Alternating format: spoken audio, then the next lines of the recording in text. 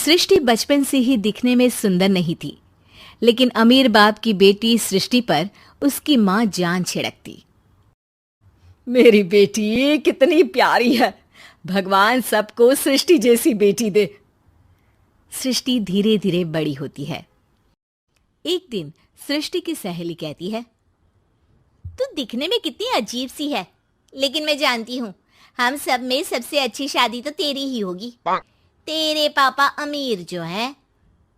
और बता नहीं सकते यार, दहेज तो हर कोई देता है, ये क्या ज्यादा ले जाएगी अपने पति के लिए? अरे बड़े शहर में कोठी है इसके पापा की। अरे पापा की है ना, कौन सी इसकी है? इसकी होती तब तो कोई भी लड़का इससे शादी कर लेता। अरे पापा की मतलब पापा की है तो मेरी ही है ना? किसने कहा? अब तेरी तो तब होगी ना जब तेरा भाई ना हो। वैसे भी शादी के बाद सारी प्रॉपर्टी भाई के नाम होती है। सृष्टि समझ जाती है कि उसे किसी भी हालत में माँ बाप की सारी प्रॉपर्टी को अपने नाम करना है, लेकिन कैसे? एक दिन सृष्टि का भाई शीनू कहता है, बहन क्या कर रही है? तुझसे एक बात करनी है। अरे हाँ हाँ करना, मैं तो तेरी बहन हूँ। बहन मेरी लाइफ में ना एक लड़की है, बहुत अच्छी है। मैं सोच रहा हूँ माँ और पापा से बात करूँ शादी के लिए। सृष्टि को समझ में आ जाता है कि भाई की शादी होते ही भाभी उसे एक दिन भी घर में बर्दाश्त नहीं करेगी। क्या बात है भाई, बताना कौन है वो? यार वो बहुत अच्छी लड़की है, पढ़ी लिखी है, मेरे साथ जॉब भी करती है। बस एक प्रॉब्लम है। प्रॉब्लम? क्या प्रॉब्लम है भाई? यार वो शादीशुदा है, लेकिन उसके पति ने उसे सिर्फ इसलिए छोड़ दिया क्योंकि उसके माँ बाप दहेज नहीं दे पाए। सृष्टि ये सुनकर न जाने क्यों खुश हो जाती है। अरे भाई तो क्या हुआ, लड़की तुझे तो पसंद है ना? शीनू को लगता है कि बहन उसे समझ रही है। वो इस बात से अनजान होता है कि उसकी बहन की मंशा पूरा घर हड़पने की है। सृष्टि अपनी माँ से कहती है, मम्मी मुझे तो बहुत चिंता है, पता है शीनू क्या कर रहा है? अरे क्या कर रहा है, वो तो काम पर जाता है और वापस घर आता है। नहीं ना माँ, वो यही तो नहीं कर रहा, बाकी सब कर रहा है। आपको पता है उससे प्यार है, और वो भी एक शादीशुदा लड़की से। हैं? ये क्या हो गया? मैं सोसाइटी में क्या मुंह दिखाऊंगी? अरे तेरे पापा तो यही कहेंगे कि मैंने ही उसे बिगाड़ दिया है। माँ देखो, मेरी बात मानो, पापा पर भी विश्वास करने की जरूरत नहीं है। अब आप ही बताओ, पापा इतनी देर घर के बाहर रहते हैं क्यों, बोलो? अरे बेटा वो तो नौकरी करते हैं ना। तू बहुत भोली है माँ, पापा का ऑफिस तो 7 बजे खत्म हो जाता है, लेकिन देखो कितनी देर से आते हैं। अरे नहीं नहीं बेटा, ऐसी कोई बात नहीं है। सृष्टि माँ को एक औरत से बात करते पिता की फोटो दिखाती है। देखो माँ कैसे हैं पापा, मैं ना कहती थी कि पापा सही नहीं है। मैं तेरे पापा से बात करूंगी, दे फोटो मुझे। ओ माँ, वो तो डिलीट हो गई।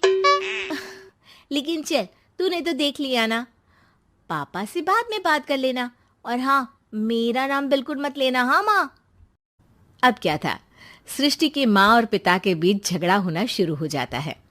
सृष्टि के मन में क्या चल रहा था कोई नहीं जानता था। एक दिन, माँ सृष्टि के लिए एक लड़का देखा है, वो लोग शाम को उसे देखने आने वाले हैं।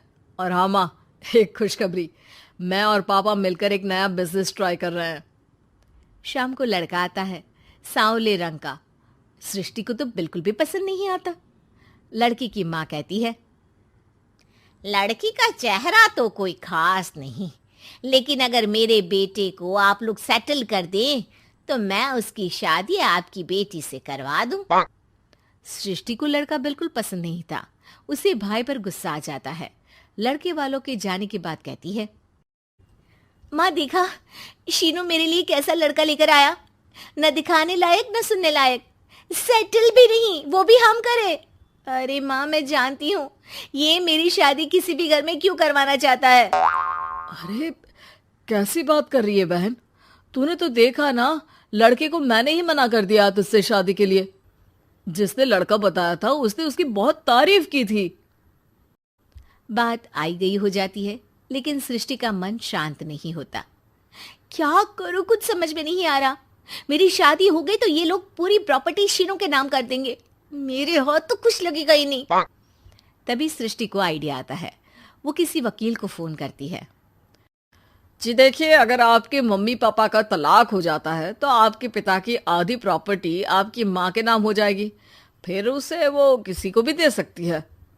सृष्टि अब माँ को बेटे के खिलाफ भरती है। माँ, शीनू पर नजर रखा करो, वो जिस लड़की के प्यार में है ना वो शादीशुदा है।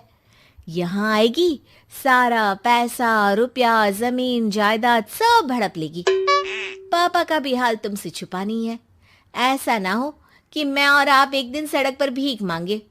हे भगवान, मैं तो जीते जी मर जाऊंगी अगर ऐसा हो गया तो।